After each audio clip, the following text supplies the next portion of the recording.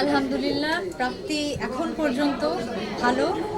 আপনাদের প্রচুর ভালোবাসা পাচ্ছি, আমার ভক্ত দর্শকদের ভালোবাসা পাচ্ছি। আসলে কাজ তো আমরা নিজেদের জন্য করি না যে নিজে ঘরে বসে দেখবো, তা না, আপনাদের জন্যই করি, দর্শকদের জন্য করি। এবং শরতের জবা থেকে যে পরিমাণ ভালোবাসা আমি পেয়েছি, এই কৃতজ্ঞতা আমি কখনোই কোনোভাবে প্রকাশ করে শেষ করতে পারবো না। তো আলহামদুলিল্লাহ এখন পর্যন্ত খুব ভালো, এবং শরতের জবার জন্য এই পুরস্কারটি পেলাম পরিচালক হিসেবে প্রথমবার, গ্লোবাল স্টার অ্যাওয়ার্ড। ভীষণ ভালো লাগছে। আমি তো যখন থেকে কাজ করি, আমার কাজের সংখ্যা কিন্তু আমার জেনারেশনের কোয়ার্টিস্টদের তুলনায় সবসময়ই কম, কারণ আমি একটু প্রস্তুতি নিয়ে একটু সময় নিয়ে কাজ করতে পছন্দ করি। সুতরাং এখনও আমি শরতের জবা নিয়েই আসলে বেশ কিছুটা ব্যস্ত আছি। যেমন ঢাকা ইন্টারন্যাশনাল ফিল্ম ফেস্টিভ্যালে প্যানোরামা সেকশনের শরতের জবা অফিসিয়ালি সিলেক্টেড হয়েছে।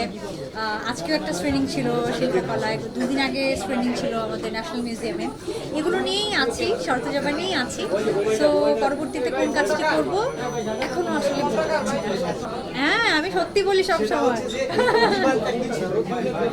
না, অভিমান একদম ছিল না, এটা ভুল। কারণ হচ্ছে আমি কাজ করা ছেড়েছি আসলে 2018-তে, একদমই যখন আমি শঙ্খচিলের জন্য জাতীয় চলচ্চিত্র পুরস্কার পাই শ্রেষ্ঠ অভিনেত্রী হিসেবে।